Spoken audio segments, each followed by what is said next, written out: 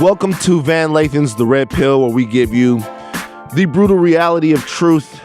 Today's guest, Matt Barnes, a name that you've heard over the course of the years because he is a 14-year, or was, he's retired now, 14-year NBA veteran, played on a bunch of different teams, always was a glue guy, defensive stopper, one of the most respected players in the league. Also, he's had quite the life off the court. Of course, he had a very public relationship that was sometimes chronicled on shows like Basketball Wives. He had an infamous incident with an ex-teammate, Derek Fisher, that has been talked about everywhere, including Kanye West song. We're going to talk a little bit about that. And also, he's done tremendous work. I say also, but most importantly, he's done tremendous work fighting cancer and being a voice for social justice in his community. Matt Barnes is a multifaceted dude. On the podcast, we talk about a movie project that he's trying to get off the ground, his relationship with marijuana over his basketball career, and a hilarious story that's never been told before. I've never heard it before, about what he actually had to go through to get in the car and go and have a fight with Derek Fisher. That is funny stuff, man. This was one of my favorite interviews that we've done. Brother has a lot of knowledge and doesn't hold anything back. Pop some pills. Let's get into it. Everybody give it up for Matt Barnes on the Red Pill Podcast, man. White people clap for Matt Barnes. Oh, we out here talking shit, huh? Yeah, that's what we do. Okay. I'm with you. I don't fuck around. I got my freedom now. No. Should've not gave you niggas money. And he should have never walked in here. Now they can't do nothing about it. I say whatever I want. A lot to talk to you about, bro. You're one of the more intriguing figures in sports to me. Cause you have like a gravitas, like a reputation. Like people respect Matt Barnes so much, and it seems like to have no bullshit with you. Where do you feel like that comes from? I just keep it real, man. I think that's what it is from the jump. I'm someone that would tell it to you straight. You know what I mean? Not what you want to hear, but what you need and you should hear. And that's how I expect people to talk back to me. So I just think it's just a no-nonsense respect. I got something to say to you type situation. So I just think shit goes a long way. Now, you play how many years in the NBA again? 14. 14. So long-ass career in the NBA. Most people will tell you that being a straight shooter, not missing your words, or anything like that is not the way to last in the league for as long as you did. Right. Yeah, that's. I think that hurt me. At the same time, I think through my career, my willingness to speak up on anything that I felt passionate about definitely hurt me. It cost me. But at the same time, I was someone that I was blessed and fortunate to be able to play that long. But I wasn't a puppet or a robot. They didn't own me. They just owned my likeness or whatever the hell they own. So I was always the one that was going to speak up on injustice, shit that wasn't fair, whether it was my team, the league, a whole different league, the president, whatever it may be. I'm going to speak up on it because I know there's so many people that probably feel the same way as me, but don't, obviously, first of all, probably have the platform, but then maybe just the heart to say the shit I say. What do you feel like it cost you? How did it hurt you? Any situation you maybe lost out on? Or? I mean, I just, like I said, I was a wild card. So if you knew me, you knew what kind of person I was. But if you saw me, the person that the media portrays, where I'm only being shown when I'm getting a technical foul or I'm fighting somebody or I'm doing something like that. So from the outside looking in, I definitely think it made me a wild card. So companies or people may be like, okay, well, we know who he is, let's stay away from him, when it would be exact opposite. You know what I mean? If you took the time to get to know me and saw what kind of person I was, you'd be like, damn, okay, well, I understand where that comes from now. But most of the time, people don't take that time, so it's pretty much like, fuck it. So fuck them, fuck it. Yeah. Now, over the last couple of years, I guess people could say the same thing about me. Over the last couple of years, I've seen how involved you are sort of in social issues and about some of the injustices that you see. Really, to be honest with you, it wasn't until was it 4 or 5 years ago you did the deal with Vice where they went through and they talked with you about sort of where you came from in Northern California and stuff like that? Yeah. I didn't realize that had kind of been your story. What made you start becoming more vocal about some of the things that you see in society? Because I feel like a lot of that stuff happened to me, and people may not realize it or understand it, or when you say a lot of that stuff, what you mean? Just police fucking with me, a lot of racism, stereotyped, just all that stuff that happens to a lot of minorities out here was happening to someone. And at the time I was on the highest stage in the world. I was an NBA player. You know what I mean? So it doesn't get any bigger than that. So I'm always someone that wanted to speak for those people who, like I said, who didn't have a voice, because I'm just like them. I come from the same place. You know what I mean? My parents were drug addicts. My dad was a drug dealer. I came from nothing and made something out of it. You know what I mean? So I have something to say. I have a lot of experience in just life as a whole, so I'm gonna speak on it. Did you feel racism when you were coming up? Yeah, a lot. Well, like how so? Well, I was born and raised in San Jose, somewhat the Bay Area, and then not a place that you would think it's not synonymous. So it wasn't. So that's what I'm saying. So it wasn't really there. So when we had to make a move, we moved to Sacramento. When I was about 9, and that's for the first time in my life. I'm Italian and black, but I was never really around white kids until I was 9. And my parents, like I said, I called them, functioning users, because we never went without. We were always fed, we were always dressed. We just saw a lot of real shit at a young age. So for the first time in my life, they put me in better schools. You know what I mean? So I went from the Bay Area or San Jose to Sacramento, where I went from like 3rd grade back to kindergarten to go do some stuff, because that's just how far behind I was. Wow. You know what I mean? And it was just all white kids, so it was nigga this, nigga that. So I was always fighting, and my dad told me, if they call you nigga, fight. So from the jump, I was just always fighting, so much that my mom had to come get like a yard duty job at the school during recess and lunchtime, because I was just always getting into it. To keep an eye on you? Because they were just fucking with me so much. You know what I mean? So it was just that was my only means, So until I really got a chance to, play, because they wouldn't let me play no basketball, no football, no baseball. And as a kid, who wouldn't let you play? Just the kids, the white kids. They wouldn't let me play because I wasn't white. You know what I mean? So it was crazy to me to be like, get dominated. Whatever it was, like they just didn't really want me to play. So as a youngster, you don't understand that. 5 and he's 6, you know what I mean?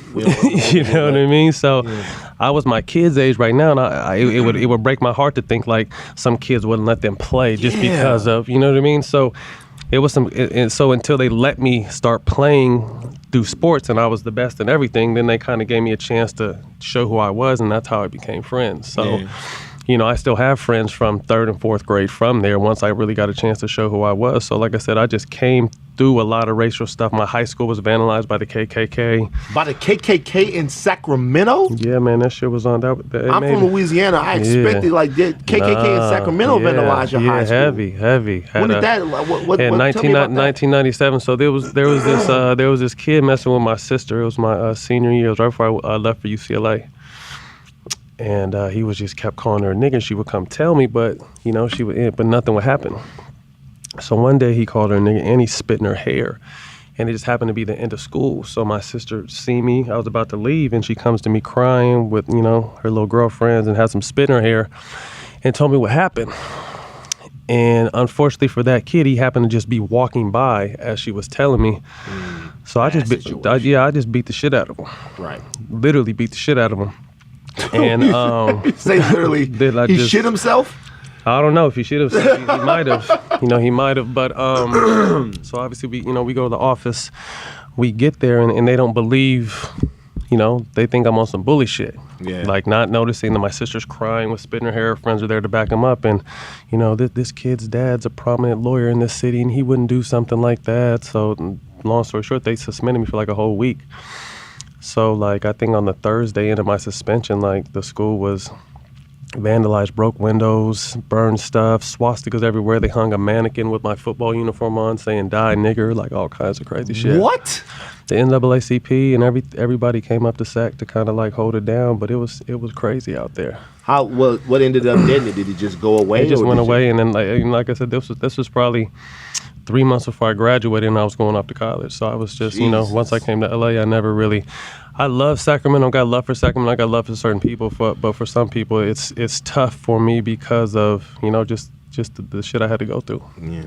So experiencing that racism there, and that I'm gonna be real with you. I'm from the South, and obviously I heard that word thrown around, but I've never been hung in effigy before. Right. Being biracial and seeing stuff like that, how do you reconcile your opinion sort of white people when you're part white? Right. And being biracial is tough. People don't understand because you really don't have a side. You know what I mean? Like, you can't run to the black side because you're not black enough, or your hair may be different, and then I'm definitely don't look white. Yeah. You know what I mean? So you're kind of really caught in the middle to kind of fit for yourself. So, you know what's crazy about that? Is I was like, back in the day, somebody was like, they was talking about this dude, and they was like, he's the first Latino player in the history of NBA. And I was like, no, he's not. Matt Barnes been in the league for like, I thought you were Latino, dog. Nah, everyone thought, like, when I came to the Lakers, because everyone thought, like, I was the tallest Mexican, but they loved me because they thought I was Mexican for real. Like, when I came to the Lakers, when I really kind of found like the essays and the Mexican people, they loved, man, right. They show major. I mean, Kobe is up there with God himself. You know what I mean? Right. So I found that out, and then I remember I did an interview where I said, I was Italian and black, and it wasn't like but like it surprised a lot of people. Right. You know what I mean? So. But you were saying though, so you don't really have a place to run. As I just so I don't hold it.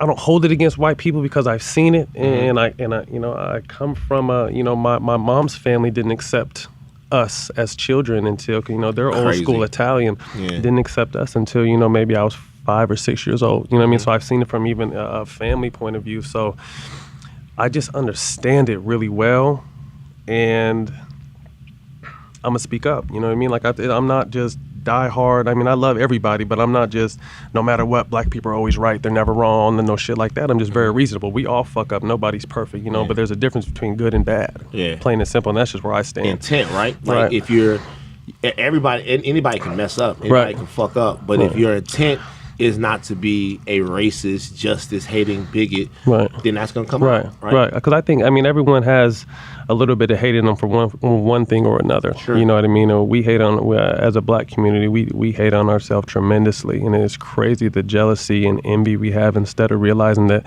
if we come together, how motherfucking powerful. Like, we move culture as a whole. Like, without everything we do is culture. Right. You know what I mean? They did the Nike thing with Cap, and you see all these clowns out here boycotting and burning shit, and then Nike's market is at an all-time high right now. Yeah. Like, come on, man, we don't need y'all anyway. You know what I mean? So if we would just really, do more together.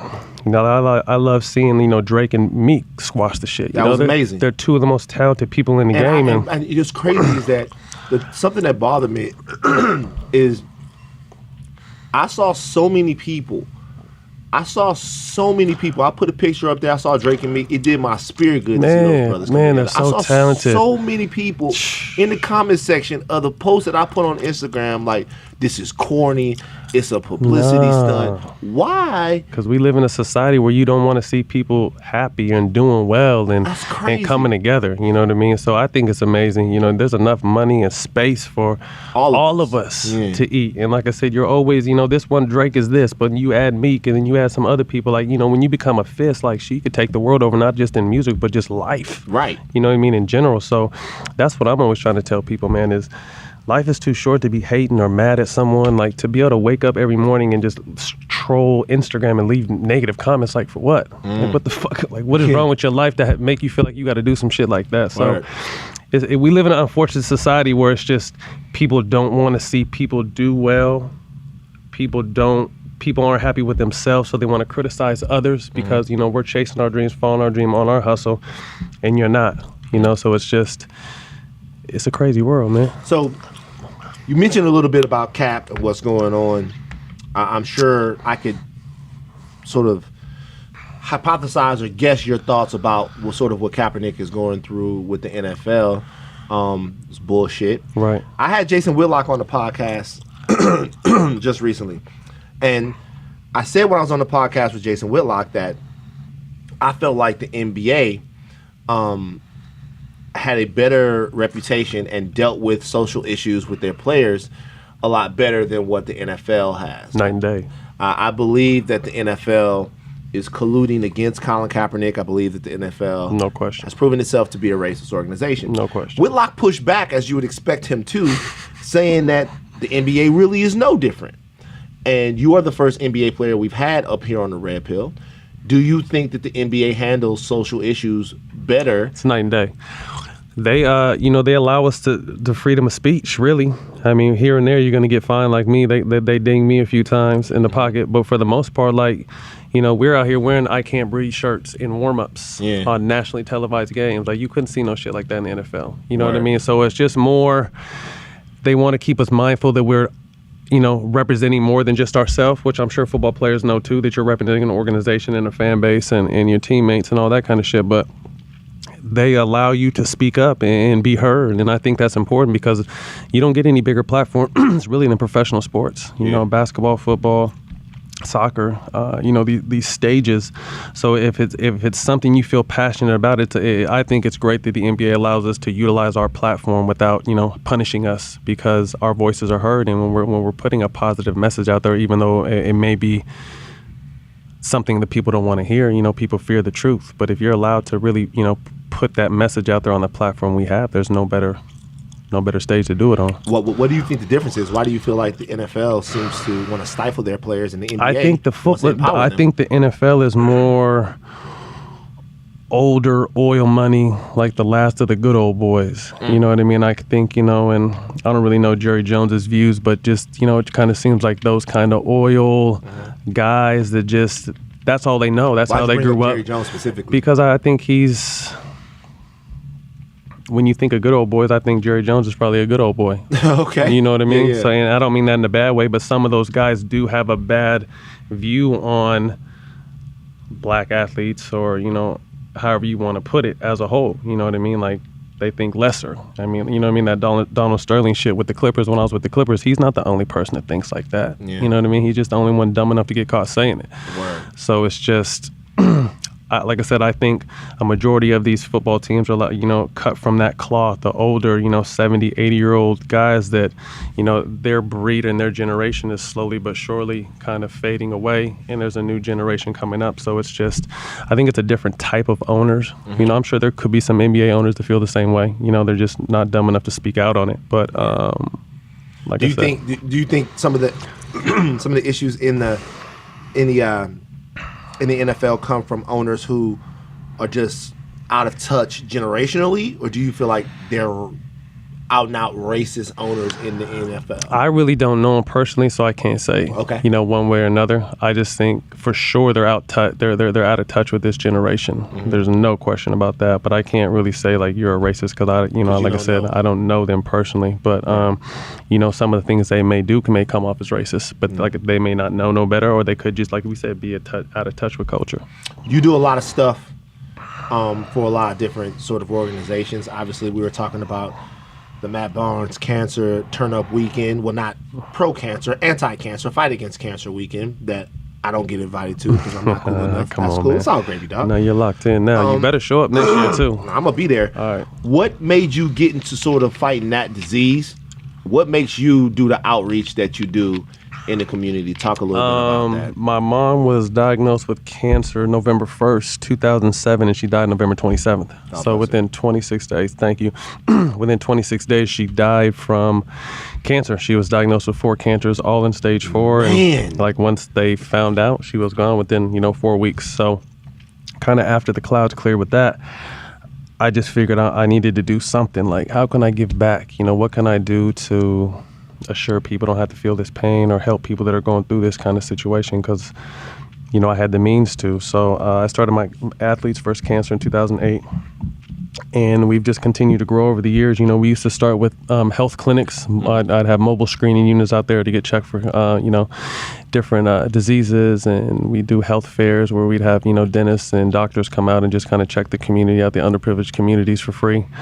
And then we kind of transitioned into paying for anything cancer related. So whether it be a funeral, hospice, surgeries, medicines, backed up bills, anything that just had to pertain to cancer, we paid for. And now I'm transitioning into a scholarship program for kids who've beat cancer that want to go to college. So I do a lot of different stuff in the cancer field, but I'm one of those people, like I mentioned earlier, like when the media puts shit out about me, they don't put that out there.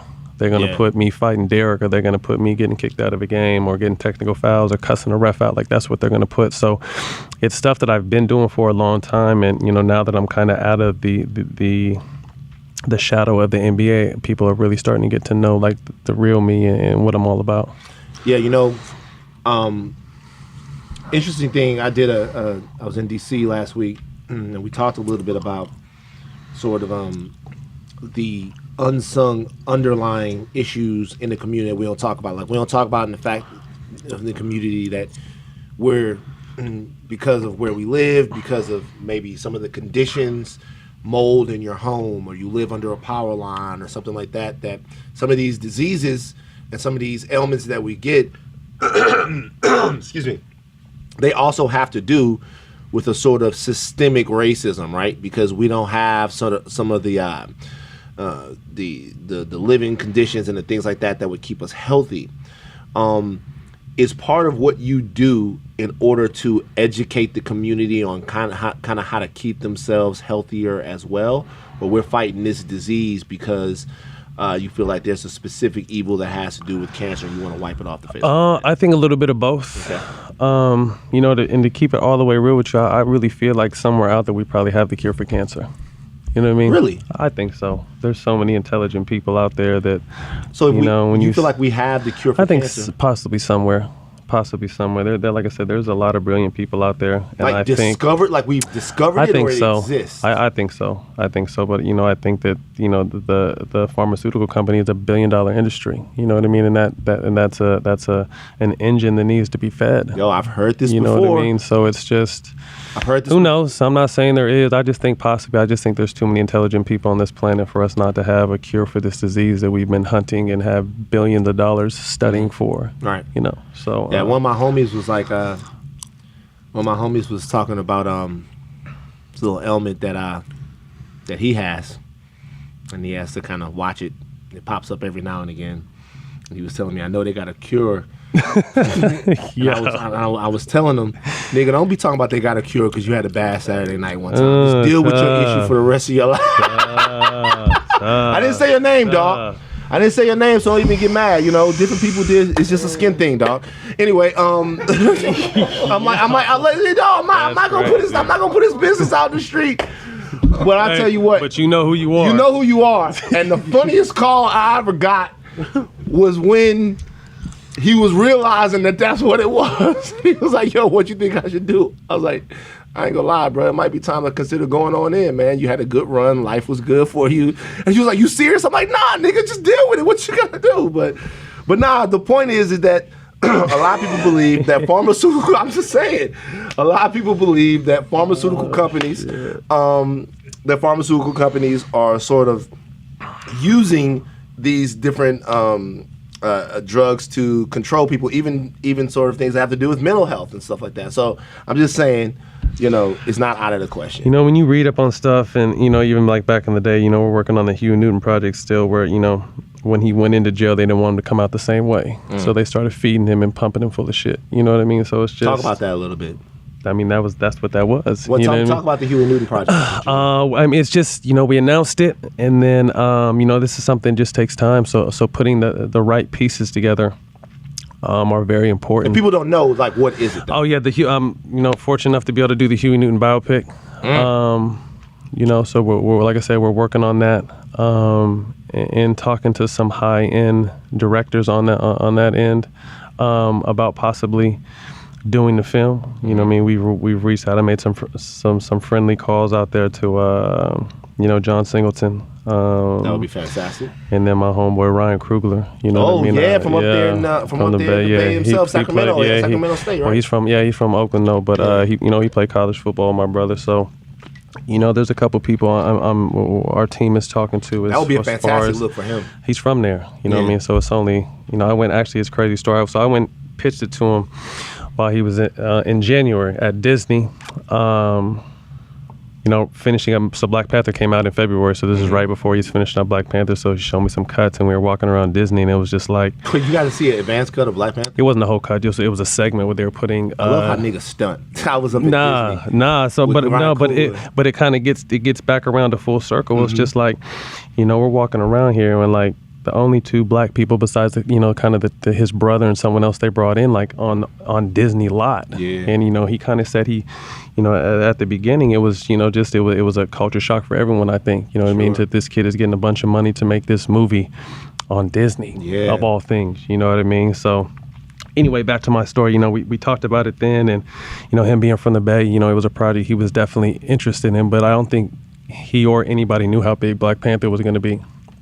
You know what I mean? No, so legendary. No way you can legendary. Quantify. You know what I mean? So huge. But yeah, we're working on that, and but like I said, that one part about the pharmaceutical company, getting back to what we were talking about, is they know what they're doing. You know what I mean? And they've been very successful. And I think now that we have so much access and resources that we're kind of starting to blow the whistle on stuff. And that's why I think it's important to continue to talk on social issues. You know what I mean? Because your voice will be, Colin Kaepernick's name is going to be known forever now for what he did. He's going down in the books with Muhammad Ali and Kareem and all those guys that fought for injustice for us back in the day. So, when you speak up on something you're passionate about, it's going to be heard. Sure.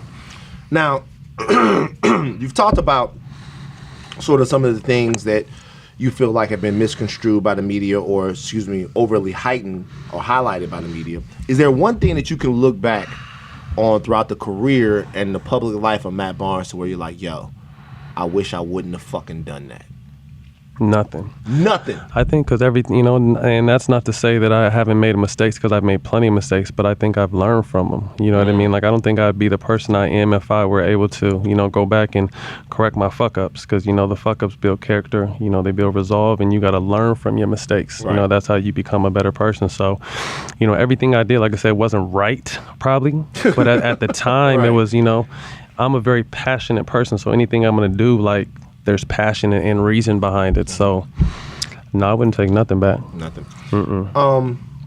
So, it's weird because in the reputation that you have, it's like a lot of people also be like, if you make a list of guys in the league that you don't kind of want to fuck with, like one of those guys is Matt Barnes. Like, you have a reputation of sort of being like a real tough dude or a real dude. Are there fake tough guys in the NBA? I hear a lot of times about the fake tough guys. I mean, you definitely got your here and there guys that like will hold me back type situations. Like, okay, I want to get you, but let me make sure someone's in front of me so that they can grab me first. Type situations. But like I said, I don't like speaking on people I personally don't know. You know what I mean? Because like I said, that so many times people do that about me. Like, oh, he must be this way, and that way. And then they meet me like, damn, you're cool as fuck. Right, you know what I mean? Nothing like we thought you were. So, you know what I mean? So I know there's definitely some real ones. You know what I mean? There's some real ones out there that I played with and I was with. But Who's the realest dude that you would say you played with? All the times they have to go down this dude got your back. Realest guy you ever played with? Probably Steven Jackson or Zach Randolph. Two good ass names. Yeah, I think those. I mean, and I shout out to Jack, man. Yeah, and I play with a lot of other ones. You know what I mean? But those guys definitely, you know what I mean, at the drop of a dime, was ready to do what needs to be Jack done. Jack liked the bullshit. Yeah, no, Jack is with it. That's why our team in Golden State, that 2017, man, that was a crazy ass team because we had a whole. When I try to explain to people we had a whole team of Draymonds. A whole squad of Draymonds. Fucking team of Draymonds, from Barron to myself to Stack Jack to, don't get Al mad because he'll start tripping. Jay Rich, when you get Jay Rich tripping, Jay Rich will trip. You know what I mean? So we just had a whole team of just, man, that we just had dogs. You know what I mean? So that shit was dope. Yeah, well, that was a fun ass team. You remember that, Jason? They took out Dallas in the first round. Jason, they took out Dallas in the first round. Is he a Dallas boy? Yeah, well, nah, he doesn't. He's not a Dallas boy. But he likes New York. But because Dallas's lead player was a white boy, Jason roots for them. That's the way, the rest of everybody else, when Barron dunked on Dirk Nowitzki. No, he dunked on Karolinko. I dunked on Dirk. Wait. Oh, he dunked on Karolinko. He didn't get Dirk. No, he dunked on Karolinko. Yeah, he got Karolinko. He dunked on Karolinko. Everybody else, when that happened, we was like, that was like a blow for the culture. Jason and them were kind of like, fuck, man. Like, what the hell is going on with this? Steven Jackson's the one athlete I actually ever No, Stack Jack is my guy. Yeah. Jack is cool. And he's... So you didn't want to put your head on this. Yeah. Oh yes. But he's another person, like he's, similar to myself, with just there's such a misconception of who he is, and now that he's, he has out here working with Fox or where's the ESPN? Mm-hmm. He's big time. Yeah, he's huge. You know what I mean? He's BS. Look, you get a chance to see who he really is, and Jack is cool as fuck. Great guy. We had Jack and Al Harrington in here. Yeah. And they had shout out to them in the Viola brand. Viola, yeah. The Viola stuff I'm that fucking with Viola too, yeah. So they gave me some true story. So Jack and them come in, they lace us, they give us all of this different Viola stuff. I got my vape pen and all that stuff like that. And they also gave me 3 cookies. Ooh. So it's All-Star Weekend. Ooh. Shout out to Dennis Graham, Laura, Dane Dash. I'm going to a party and I'm hungry. So I don't want to go to the party. I'm hungry. So I'm like, you know what? Horrible move. On the way. I'm going to tell you right now, horrible move. So I'm like, on the way over here. Because you fucked them up. I'm on the way over here. I'm going to have a little bit of these cookies. The fucking thing that Jack and them don't tell you about the cookies is that the cookies taste fucking good. Yeah, so I'm saying. That's why if you're hungry, it's a wrap. You're going down. I eat the 3 cookies. 3? 3 of them. I ate all 3 of the cookies. I eat the 3 cookies. I get there, and I don't know if I've told this story on here before. I have like a half a glass of Cavassier, and I walk up to Styles P, who's at the party, and I go, yo, Jadakiss, yo. I love your shit. And Laura pulls me away. She's like, yo, what are you? It's not the fuck, that's Styles P. I'm like, it's still the locks, nigga. Don't talk to me like this. I'm slurring my speech. The room is spinning. That shit was good, though, man. Yeah, no, that's a lot, though. 3 is a lot. My dad took some edibles one time at my nephew's birthday party, and he like disappeared for like 5 or 6 hours. And we couldn't find him for shit. And then I used to have this place underneath this is back my early mid-20s when I used to have the Kick It house. Right. And I had a place called the Dungeon down below, and it's where we just got high and played video games at. And we found him down there in his tighty whities with like the AC on 50, like knocked out. And he slept it. He stayed the night and stayed until the next day too. That's the one time I realized like, yeah, my dad had just done it all. Right. You know what I mean? So, if that shit is laying my dad down, like it's not for me. It's not. I'm just gonna stick to this. I'm just gonna stick to this. I'm gonna stick to this Oh. tree. Yeah, I'm not playing games with you guys like that. Question I always wanted to. I was gonna ask you when I saw you is like, when you if the ball in Kobe's face and he didn't flinch, what did you think? I mean, that was just kind of like a weird situation because y'all niggas that was a testy ass game. Yeah, that was right before the playoffs. We were going out. I think we were 1 in the East with Orlando, and they were 1 or 2 in the West. And it was just, it was good in course playoff time, so it was just physical, chippy basketball. And he was just on this Kobe shit where he was, elbowing me and doing dirty shit to me, and I just had enough. Kobe dirty? No, Kobe tries to mentally, because he's already physically gifted, so he tries to mentally fuck you up too. And it just wasn't happening. You know what I mean? So I just told him at one point, like, we could play basketball, we could fight. Like, straight up. Like, straight up. You know what I mean? So when the whole ball fake thing took place, it wasn't even like it was something that was like premeditated. When I tell you on my kids, I faked the ball, like not even looking at him, not even knowing how close it came or nothing, because I was looking at weird. The play was running, we were doing an up screen for Vince. Vince was supposed to get a back door, so I was looking at the whole play transpire. So when I seen it on film, that shit came like this close to his face, yeah, and he didn't flinch. I'm like, that's a cold motherfucker right there. You know what I mean? Straight up. But funny enough, so that's when that summer, that season. So that's when we should have we had dominated Boston the whole season, and then, our coach Stan Van Gundy changed some shit up in the Eastern Conference Finals, and they ended up whipping our ass. So we were supposed to play them in the finals. That shit would have been dope. But anyway, my contract was up that year, and I was negotiating with Orlando, and then out of the blue, Kobe hits me up like, yo, you want to be a Laker? I'm like, hell yeah. And like 5 days later, I was a Laker. So I think that's what kind of came from that. So is like Kobe one of those guys, like, or are there guys in the NBA to where you get, because kind of the same thing happened between him and Artest, like before. Yeah, Artest, he's not dumb. He just gets people that he knows that, that have, because Kobe's that way. You know what I mean? Kobe doesn't want to have to fight because he's the best player, but he would fight, I believe. So why not just have motherfuckers that will have your back like that? You know what I mean? So he went out and got me and Ron, and we had a cool run, man. Unfortunately, it was the last year with Phil. When Phil retired, ended up retiring early. I tore my knee that first year with the Lakers, and then after that we had Mike Brown, and it was downhill from there. But that shit was a blast, man. Playing with him, I've never played with somebody so just and I played with some greats, just locked into the game, man. What do you mean by that? I remember this once we took this trip to Spain early in the season because Pal was from out there. And everyone brought their family, one of these big ass planes where you could lay down and everything. And I just seen him with his headphones on, and I thought he was over there rapping. You know what I mean? Because we saw when he did his rap shit. So I couldn't sleep either. So I went over there and saw what he was doing. And he had like 50 little half chords drawn on this piece of paper. And he starts showing me. He's just like, I'm trying to see where my teammates are going to be open at. He's like, I know the guy guarding me, and then I always see the second guy that's going to guard me, and then the help. So he knows that every time like 3 guys are going to be, he's like, I don't even look at the first, I don't even look at my defender. I'm looking at the 2 guys I know that are going to help. So he was just trying to figure out within that where we're going to be open out on the court.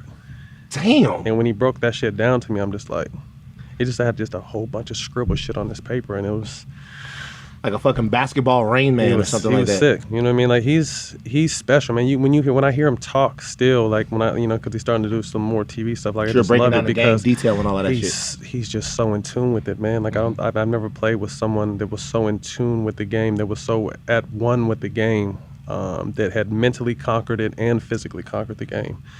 And it was special playing with him. Of all the guys you play with, who you feel like the most underrated player was? The guy who you like, this nigga can go. Man, there's 2 players like that. That like, if you injected like my heart into them, it would have been a fucking rap. Just the way I go, it's Jeff Green and Rudy Gay.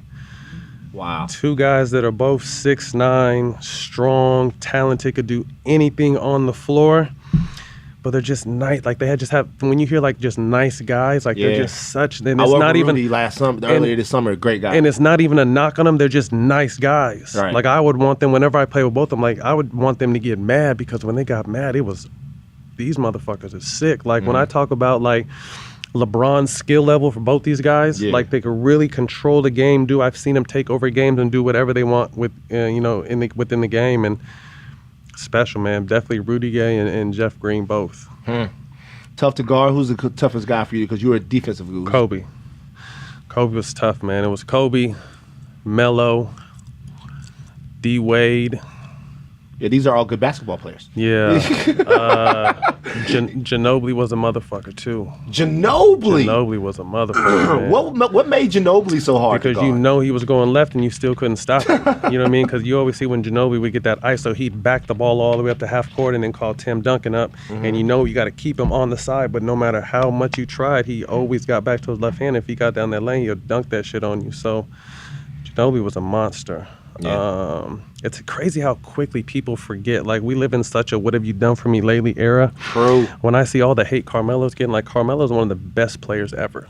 One of the best motherfucking scoring players of our generation. Amongst these ultra analytical basketball wonder kids, they're starting to become this thing where for some reason people are forgetting exactly how unguardable and for how long you couldn't fucking do shit with Carmelo Anthony, and it's starting to become this thing to where Carmelo Anthony's career is almost sort of becoming like this joke, or people are saying like there's something not devastating about the skill set that Carmelo Anthony, and I don't understand what's happening. It's sickening, man. It's these analytics and, like I said, these new age kids that can't do shit themselves, or owners and GMs that never play basketball that just break the numbers down.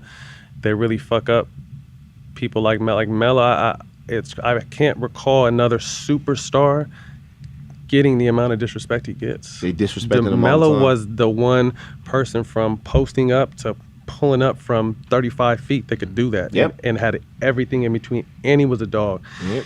He just never won, and that's not, I mean, you could try to blame some of it on his faults because the star players always get some stuff, but he just had never had teams that could win that were better than the Lakers or better than the Celtics, or, so.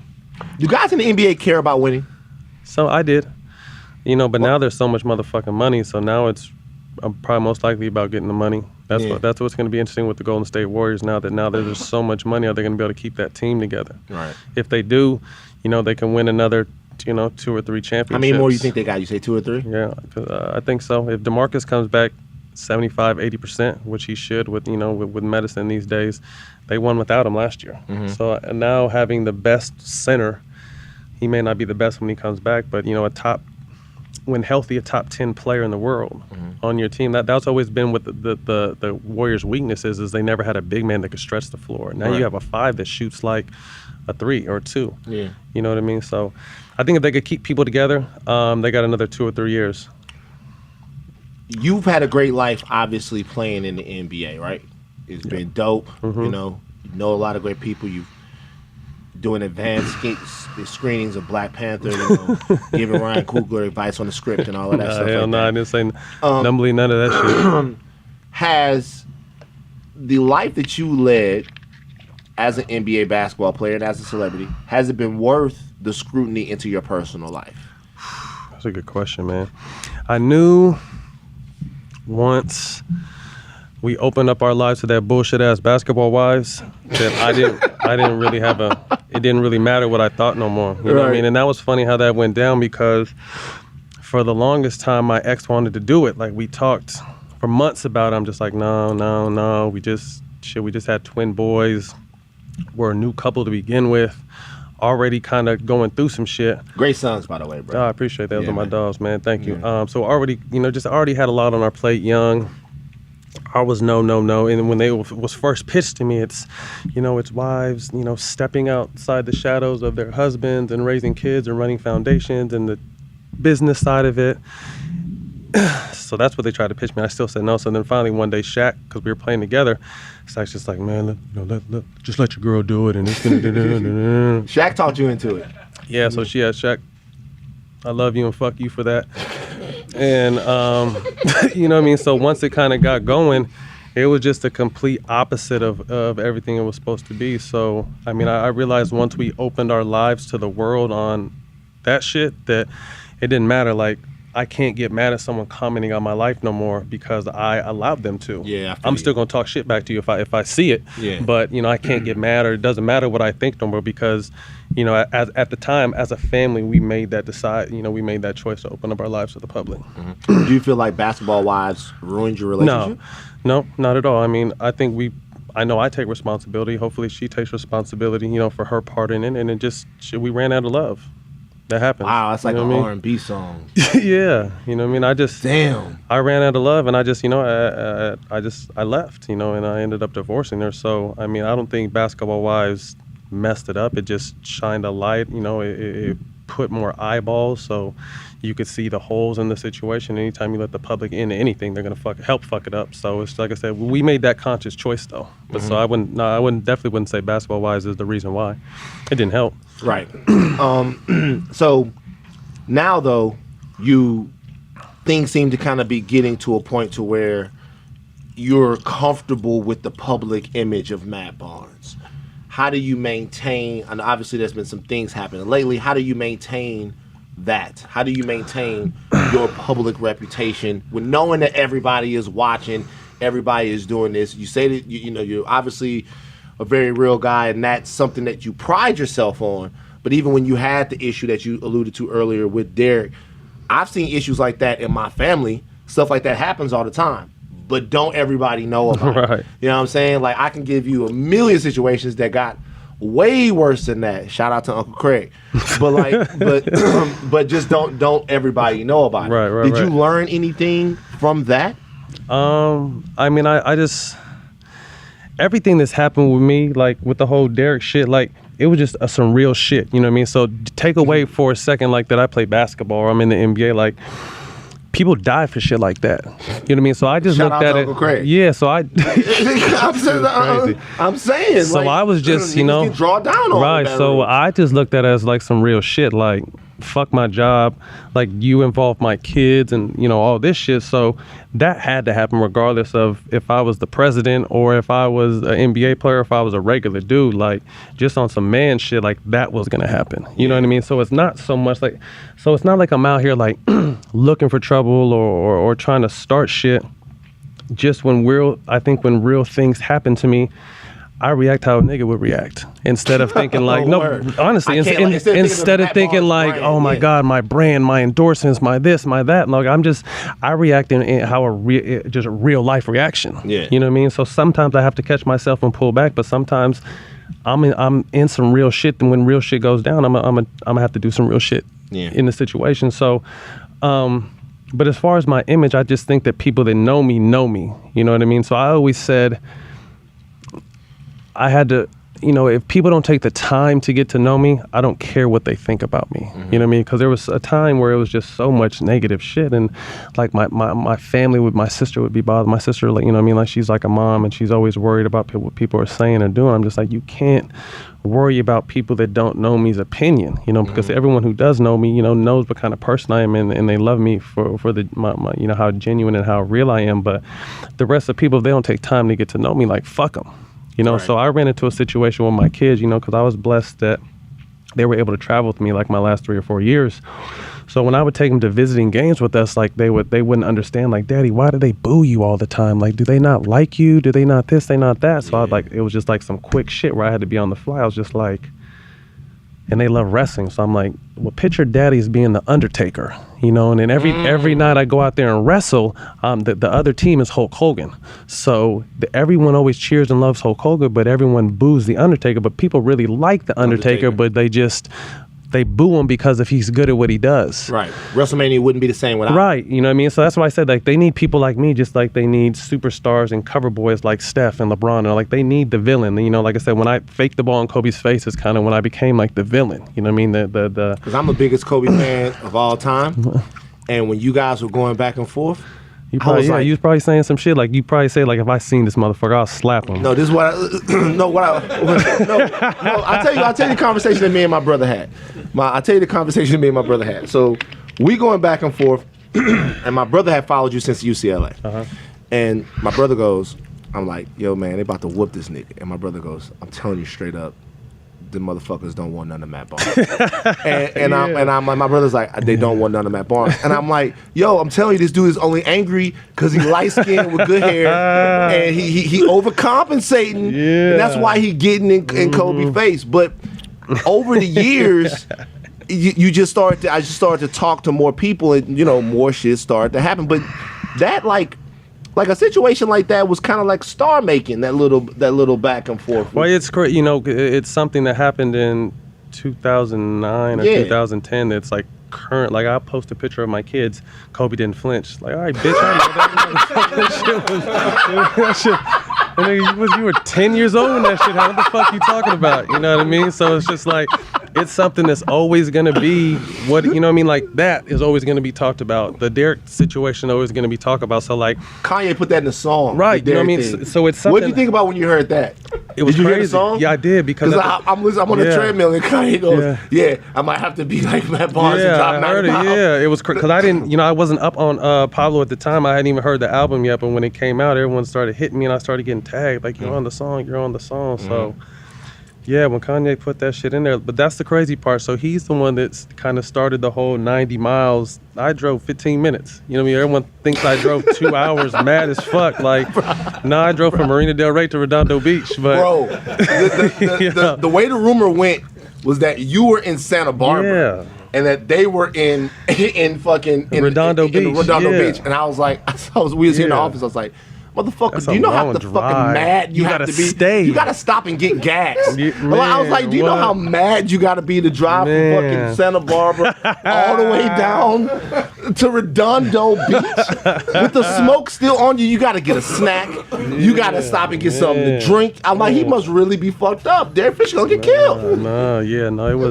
It was a 15-minute. It was crazy because I'll just tell you a little bit about it. So. All my cars were in Memphis at the time, and this is before I had Uber. So one of my homeboys was staying with me. He had a Bentley downstairs, but I didn't know where the keys were. So I was searching that bitch for like 30 minutes, and he was in Vegas at the time, not answering. So he finally responded. I finally found the keys. I go downstairs and start the Bentley up, and that bitch is on a flat. Bitch is on a flat tire. You didn't bro. take that as a sign from God that maybe you... Fuck no.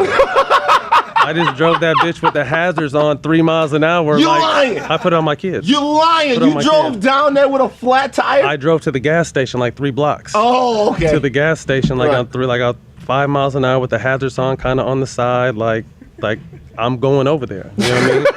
And what was crazy was I was smoking a joint at the time too, not even thinking like a cop could probably pull me over to kind of see what's going on, but I Right. wasn't even. I was off all that. Like I was listening to Tupac, driving 5 miles an hour to the gas station, smoking a joint, and then once I got air in that bitch, it was over. I was there in like 10 minutes, and I called Gilbert like, yo, just. Wrong guy to call. I might need you to bail me out later. Yeah, He started laughing, like what's you- going on? Shout out to Gil, man. That's my If you guy. want to talk to somebody not to make you not do some crazy shit, No, that's the wrong. No, guy it to wasn't call. because I knew I wouldn't get that from. I just told him to be on standby in case I need to be bailed out. Right. That's all the message was to him. But yeah, man, that motherfucking car was on a flat tire, bro. But Damn. I got air in there, made it work. Made it work. Had to happen. What's the most untrue thing you ever heard about Matt Barnes? Most untrue rumor. It's out there, and people are like, yo, this is shit. Well, shit. probably like that. Just kind of carry on what we were just talking about. That like Derek stole her from me or she left me for him. Like, no, people. Like I left her and I divorced her. You know what I mean? So that's. I mean, everything else is kind of just hearsay. Like, there's not too much truth to any of it. But when I hear people say, like, oh, you're mad he stole your girl or she did, like, no, my nigga, like, no. So their actual relationship you had no problem with. I just had a problem how it went down. Like, you can't be around my kids in the house I'm still paying for as a former teammate of mine and not tell me that. Yeah. You know what I mean? Like, you can't play house with my kids and not expect me to feel a certain way. Like I said, it was just some real shit. The situation between him and her, I mean, that's my ex-wife. If you feel like you want to move that way, it's whatever. Like, the move is whatever. But my whole thing is, like, don't be wrestling with my kids and taking my kids to the park. And I didn't know any of this shit till it actually went down. Like, don't be doing none of that shit and not just address me at least first. Yeah. Like, bro, we were you know what I mean? Like, Yeah, I know were you, cool. dog. Yeah, we were yeah. cool, and you know how serious I take my kids. Yeah. You know what I mean? I'll do anything for my kids. So, and because we squashed it. Y'all We good cool. Yeah, now. we're fine. Like, and I explained to him that situation, and he understood, and he said his piece. And Do you feel like your reputation at all was any reason why he was maybe there were times where he was looking at the phone like, I should really hit Matt up and talk to him about this, but you know what? yeah, Fuck that. it would have been something hard to do probably. But Right. like, as a man, I wouldn't have liked it, but I would have respected it. Respected it, yeah. That's my whole thing. Like, don't lie to me and just respect what I'm about. That's my whole thing. You know, and I don't have a problem. Like, if I could be cool with this motherfucker now, like, I don't hold grudges. I don't hold none of this. I don't hate nobody. Just keep it real from the jump, man, and we can avoid a lot of, I got fined, suspended, and he's back on his thug shit. You know what I mean? I had to clear all that How shit can up. they But, like, fine you and suspend you for something that happened like not on first NBA? time ever the NBA did that. It's because it's me. First time Damn, you feel ever. like There's no question. it had nothing to do with NBA time. No question. It was at my. How you gonna do something for something that happened in my house? Right. That's Yeah, crazy, yeah. right? So first time ever. Mm. Cold game. But everything's cool now. Everybody's cool. Everything's cool with me and him. You Yeah. know what I mean? Like, we're respectable when we see each other. We address each other, and to me, it's about the kids' happiness. And my kids love them. So my thing is be good to my kids and look after them. Like, I hit him with some real shit. Like, to be honest with you, at the time, like, he was around my kids more than I was because I was still playing. So I was just like, talk to them, like, teach them how to be men. You know what I mean? When they fuck up, say something to. Like, I just hit him with some real shit because, like, at the end of the day, has nothing to do with me and her. It's just about these two little men now. So that's how real I kept it with him. And I think once he saw that, he just kind of understood. Like, I'm not, you want to be with her, good luck. Talk about the hair for a second. The fuck? Let's talk about this because Yeah. niggas grow up their whole life, and we put do-rags on and we try to get waves and we do all we put. I tried to do all that shit the too. pink magic. You ain't try to do none of that. Yeah, shit, I promise nigga. you, probably my dad used to have a jerry curl, like a dripper. Like, that's why he's bald, and I think his shit got burnt. But he used to have that moisture, that pink lotion. I was on I had that shit. We all had that shit. Mm-hmm. So you feel like kind of a lot of this when you say that you've been through a lot of these hardships in life. You ever feel like that's bullshit because like your hair probably got you into a lot of different places that other niggas like me we had to work for? You ever feel like sometimes you just trying to relate to the rest of us and shit like that? That's funny. Nah, see, what happened was I used to keep a low fade or a Caesar back in the Hated when day. niggas with good hair do that. Yeah, that's Hate it. it. And I Hate hadn't really. It was an untapped resource. And I remember before my mom died. Untapped resource. You know, my mom was, Italian, and Matt, you have beautiful hair, you have beautiful curly hair, you need to grow it out. So when my mom passed in 2008 is when I kind of grew my hair out, and I hadn't really went back, maybe twice since 2008 I went back to a shortcut. But, my brother said, like, yo, when you grew your hair, that's when you really got on. That's what my little brother said. That's when it started popping, bro. It just changed the game. That's when it started popping. You ever think about doing a troll Palomalu and just kind of let that Jesus shit? I let it grow out for a minute. I couldn't let it grow out that long, but I had braids and everything, and that funny man bun for a hot second. Just to kind of let that shit grow out for a second, and just see, let my soul glow. We got Matt Barnes. Right. We got Matt Barnes talking about his hair in here, you guys. Nah, you did that, but hold on. But I got a Hugh. Shout out Hugh for every man. We're in Target right now, man. I got my men's grooming line, so I got a hair care. Oh, let's talk about this. So on, see man. what I'm saying? People try to act like they're not invested into the different beauty and hair aspects of the culture. I'm all the way with it. So I got a men's grooming line called Hugh for Every Man. We just launched in 25 Targets, and we're out exceeding expectations. So in November we'll get more stores, and basically it's a shampoo, conditioner, a pomade, a shave therapy. Jesus Christ, man. And an awakening mist.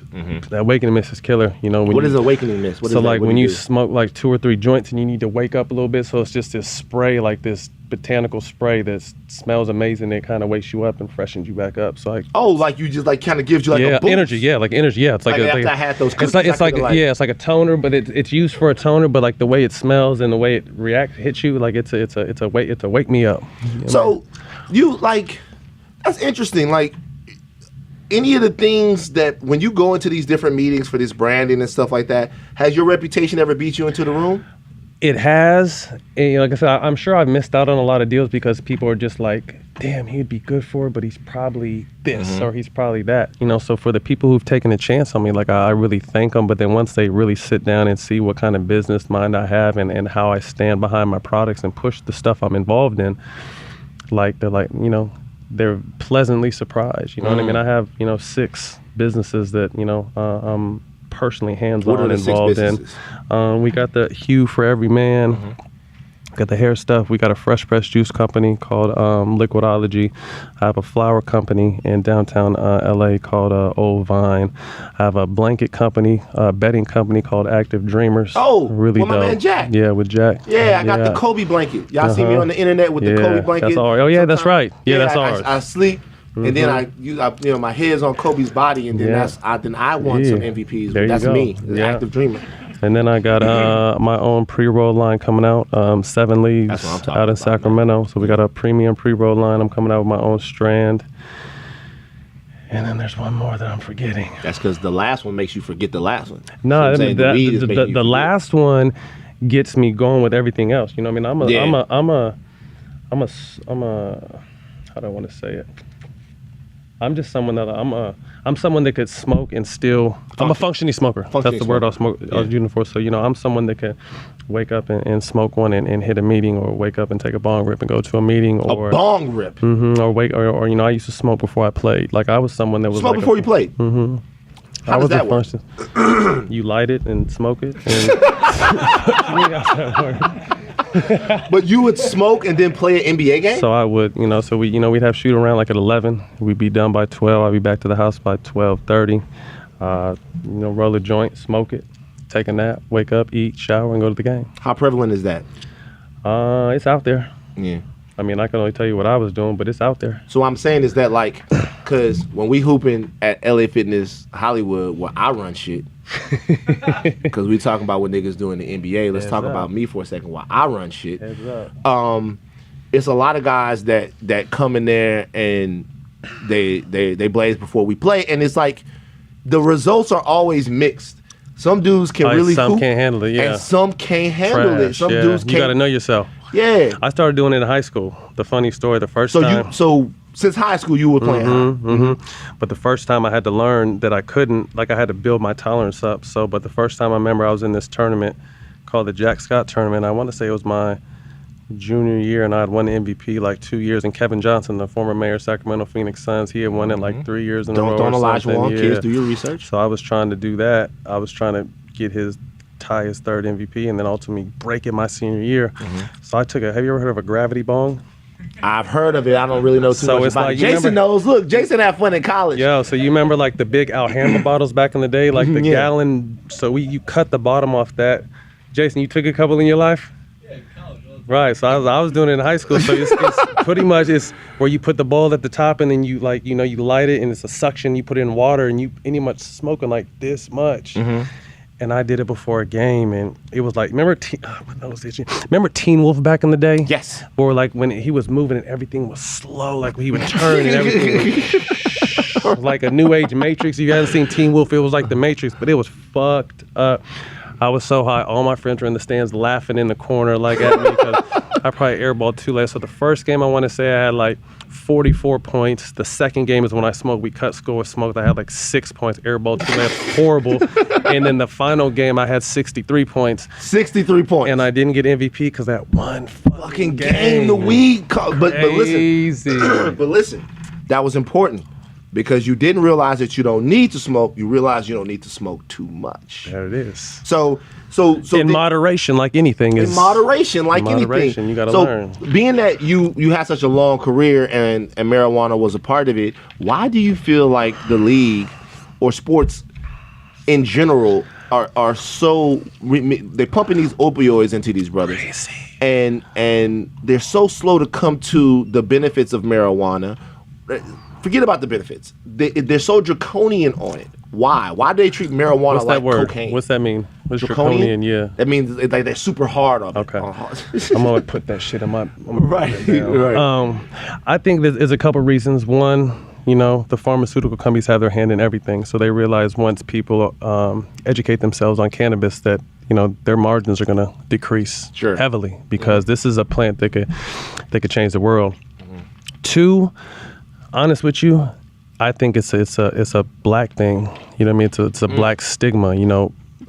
Basketball and football players smoking, rappers smoking, they get high, and it's this, everybody this, and smokes that. weed. Now they do. Yeah. But before you would only see rappers doing it, and you would hear about football and basketball players getting in trouble for it. Yeah. Now it's more taboo. Everybody smokes. Right. Everybody's smoking. But before they were probably just closet smoking, just afraid to admit it. Yeah. So I think that's another thing. And then people are stuck on the old ideologies of just it's a gateway drug and it's this and it's that instead of actually before you know it, you're done. Actually, instead of just educating themselves, on it. So, I'm a part of the first ever UCLA funded athlete cannabis research program. Okay. So we're taking a round of funding right now from some of your favorite athletes in the world, and they're going to do the positive.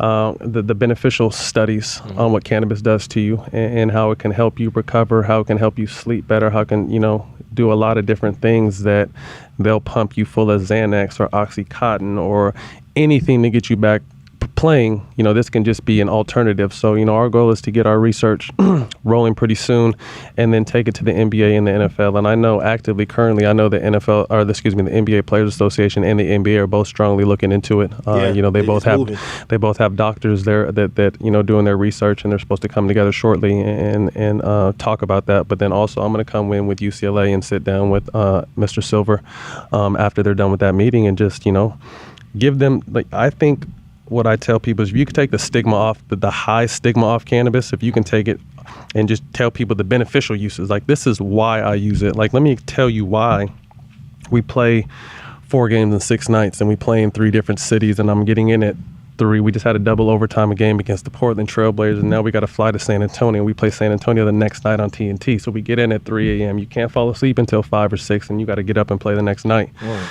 So somebody would drink, some people would drink to try to go to sleep, some people would take sleeping pills, but you smoke that joint and you're good. You know what I mean? So I think if you can explain like this is why. I don't need these anti-inflammatories and all these painkillers that are causing other problems in my body when I get hurt. If you sometimes you may need them, That's why I think cannabis should be another alternative. Something You know else what I that's on the mean? topic, yeah. Right. But for me, it was always, I was never someone, I'll socially drink. I don't really fuck with pills. So my whole thing was just like, like I said, I've been smoking for a long time. It was just, I'll smoke me a joint or a blunt or whatever I was on at the time. And I love the fact now that there's medical research backing up what I already knew how it made me feel, but I'm glad that there's professors and schools and research now saying, okay, this is what it does. I'm just like, yeah, this is what it did. It's been doing this for me. Did it? Do you feel like it helped you in your playing career?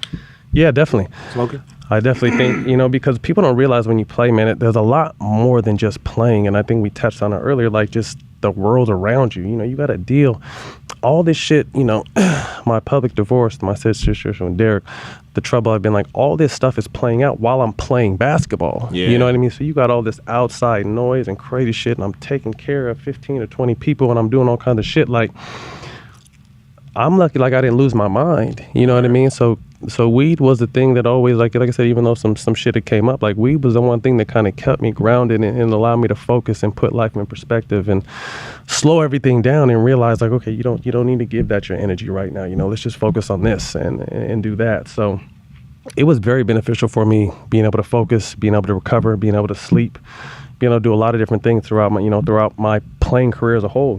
I was in it from 14 and I retired at 37. So I smoked weed the whole entire time. Wow. College, high school, all of it. Everything. So, last subject I'll get into with you. Like, you played in LA for a lot of the time. You played Clippers. Mm-hmm. And first of all, were you on the Clippers when DeAndre Jordan dunked on? I was actually in. Yeah, you were.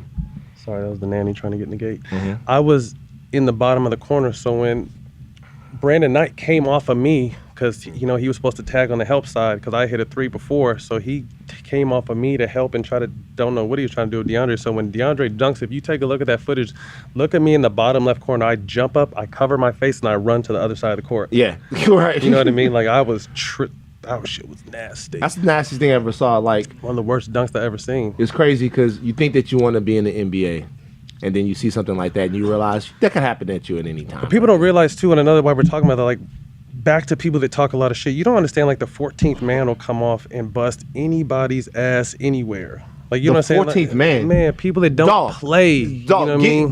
Give me fuck the 14th man.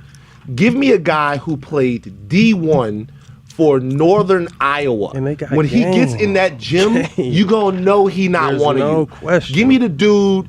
Do you know how many guys you look at me and be like, "Yo, fam, where'd you play?" "Oh shit, I played a little Division II ball down at Hosford University." Like Dame Lillard, CJ McCollum, they came from little programs They came like from that, little tiny schools. Frank Nitty, like he went to the same like those dudes will white. They don't understand. The NBA you know is a fucking completely different So when level. people talk shit about like, oh, you don't play, you come off the bench, you this, like, motherfucker, if you could do it, you would be out. Like, you understand, like, there's 400 positions in the whole world wants to play that sport. Yeah. You know what I mean? So any man, shout out whoever makes it for however long you make it, man, because it's, you're defying odds. You got a better chance of being struck by lightning than being a professional athlete. That's true. So you were in LA for a while. You had a relationship that was popular, but you guys became famous together. My question is, why isn't Matt Barnes out here fucking these celebrities, man? What's going on? Why is that happening? I'm older now, you know what I mean? So whatever I do, I just try not to be in the mix with everything. Like nobody needs to know. But okay, so the answer to the question for the people listening to the podcast is Matt Barnes does fuck the celebrities, but he just keeps it on the low. My whole thing is like, I got kids and then I already got a bad reputation. So like with some of the girls I used to mess with, like I don't want, because people will judge you off who you hang with. So I don't want their brand or image or whatever it may be, I think like, I think business, I think keeping the peace, I think, you know what I mean? Like if someone knows something, if the public knows it, it's most likely you're gonna get fucked up. Like if I'm gonna lose something, like let me lose it on my own. You know what I mean? Like, I don't need no help fucking up. You know what I mean? So whatever I did, I just kept the G, but I had yeah. I will talk off camera. Yeah. So I asked you who the toughest guy to guard was. Who is the best NBA player that for you, this is the last question, the best NBA player that for you was the easiest guy to guard? Like this dude is a bona fide killer, but for some reason, this guy put a little bit less pressure on Matt Barnes than other people maybe? I wouldn't say it like what I would say was like every night I had to guard, and I forgot to mention LeBron and KD with that. I mean, those are givens. With the toughest guys to guard? I think that we all assume LeBron and KD. Yeah. But you got to understand, like every single night, my There's no job, guarding KD, by the right? way. It's just trying to get in his way. And that's the thing with great scorers. A great scorer is always gonna, beat a great defender. The situation, what it is just you want to make them work for it. You know what I mean? You don't want to give them nothing easy. So you just want to know, like when Kobe knew he was playing against me, or when I had to guard Vince, or when I had to guard LeBron, or whoever I had to guard, they just had to know, like, damn, it's not going to be an easy night, regardless. Because first of all, if you start cooking me, I'm probably going to foul the shit out of you. If that don't work, we might, you know what I mean? So there's just they know that like it's just not going to be an easy night. Now, granted, like, people, I remember that game, I want to say the game against Kobe where he had 37 that game. I faked the ball in his face, but I want to say he took like 32 shots. Yeah. You know what I mean? So like, you want to make him work. You know what I mean? You want to make him work. You want to make him work. You don't want to get him to the foul line. You want to make them know that I'm going to be tired after this game because I'm on your ass the whole night. So I wouldn't necessarily say like, damn, he was dope and he was easy for me to guard. Because like, when you become one of those guys, when you become the go-to guy in your team, you're one of the baddest motherfuckers on the planet. Yeah. So. You got to build a championship team right now. This is the last question since you sidestepped that one. You like that political shit? You got right. All right. This is the last. You got to build a championship team. You got to build it. Okay. Who are the 4 guys that you put around you right now in the league? Forget about all time because that's easy. I want Jordan and Charles Barkley and Magic Johnson. But if you're gonna build a championship squad, you have to be in the squad. Yeah, I got it. It's your team. So I gotta be a part of. I gotta be the. No, I want to be the. I want to be the 4-man. You want to play 4? Yeah. So I want to put LeBron at center. Put myself at the 4. Put KD at the 3. Now you think that's gonna work? LeBron and KD easily. I put Kawhi at the 2 and put Steph at the point. Do you think there's any team in the NBA? Fuck no. I can't. So you're telling me I can't make a team to beat that team right there? Oh, okay? Do you have to play? Give it up for Matt Barnes, y'all. No. Because I'll substitute myself out and come off the bench. If you give me one, I'll put Boogie in there, then put LeBron at the 4, and I'll come off the bench on that team. But let me ask you a question. Okay, so I'm saying I'm a team player. So is there any team that you could make? Think of one. You think of one real quick. With me and you're the 6th man. You be the 6th man. I'm the 6th man. So I'm gonna come in. I'm gonna fuck you up first and foremost. So when we come in at the same time. So I'm the 6th man. So my team would be Anthony Davis. Mm-hmm. Okay. Anthony Davis is gonna be my center. Mm-hmm. My 2 guard is James Harden. Mm-hmm. My point guard is Chris Paul. Mm-hmm. All right, let's see. We cooking right now. You guys are nice. All right. At the 3, I'm going to put DeMar DeRozan. I just like the way he plays. I like the way he defends. Yeah, that's my little homie. Then at the 4, I'm a little torn because I kind of want to go big and I want to go defense, but at the 4, I'm actually gonna go with Draymond. So that's my squad. So I feel like my team. So it's Chris against Steph. It's Chris against Steph. Kawhi against James. Kawhi against James. KD against. Who's your 3? KD against DeMar DeRozan. KD against DeMar. Fucked up. My team is getting fucked up. LeBron against Draymond. That's a good. I'll take that. By the way. And then Boogie against AD. Boogie against AD. And then me versus you. We blow y'all by 30. All right, man. I said give it up for Matt Barnes. Appreciate you, bro. No problem, my G.